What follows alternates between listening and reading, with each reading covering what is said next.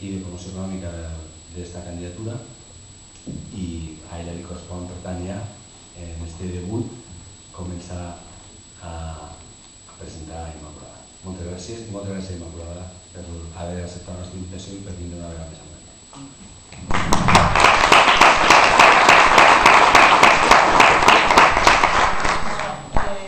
Bona vesprada a totes i a tots, i moltes gràcies per la vostra assistència.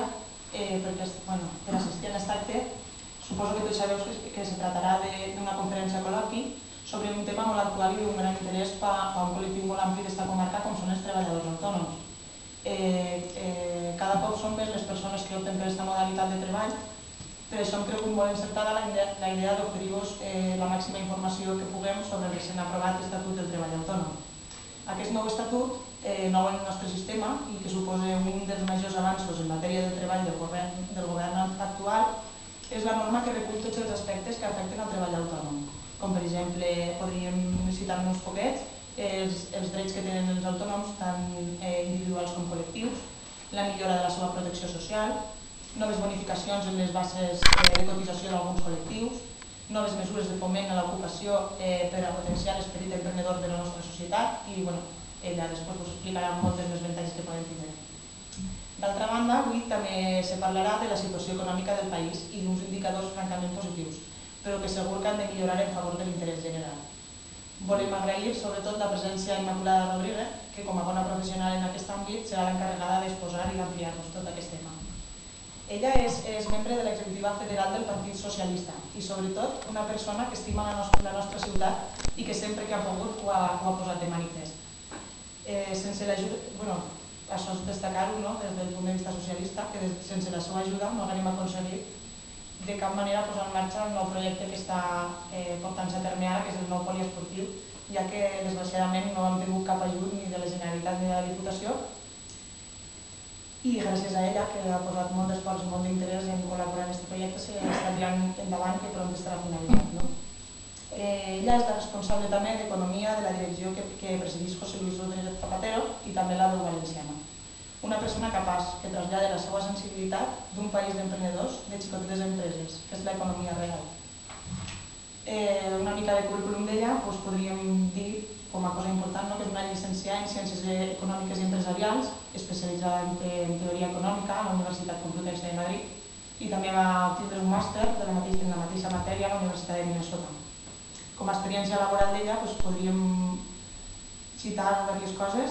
com per exemple que és funcionària del cos superior de l'Administració de la Generalitat Valenciana, també ha sigut cap del Servei d'Anàlisi d'Avaluació Econòmica i de l'Àrea de Programació Econòmica i Inversions Públiques, directora general del Règim Econòmic de la Conselleria de Cultura, Educació i Ciència i cap de l'Àrea de Coordinació de Processos Cadastrals del Cadastre de la Comunitat Valenciana. Ha escrit nombrosos articles i diverses publicacions sobre economia valenciana i, també ha sigut l'assessora econòmica del PSOE des del 95 fins al 2004 i actualment, com ja us ha comentat abans Ximo, és la secretària federal de Política Econòmica i Ocupació del PSOE. Jo personalment no tinc res més a dir, perquè després d'omplir-me la boca amb aquest excel·lent currículum ja li passo la paraula a Immaculada Rodríguez i moltes gràcies, esperem que continues col·laborant amb ella i que ens apoyes en un programa que ens permeti continuar i introduir a Morella en els avanços del segle XXI.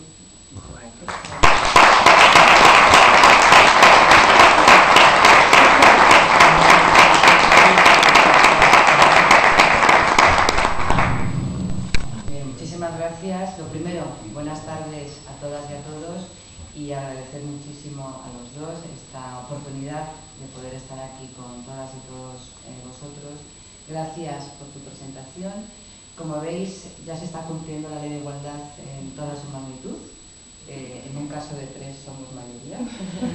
Y me encanta además que también tenga como interlocutora en el Ayuntamiento de Morella, al frente de Economía, a una mujer, porque lo habitual es que siempre rodeada de hombres y cuando encuentro interlocutores con responsabilidades como la mía de mujeres, pues me da una gran satisfacción. Así que enhorabuena por tu futura responsabilidad al frente del Ayuntamiento. Bien, desde luego les quiero agradecer muchísimo la asistencia a esta conferencia, que espero que el tiempo que van a explicar, para oírme y luego el coloquio que tengamos sea de su agrado y les haya merecido la pena, ¿no?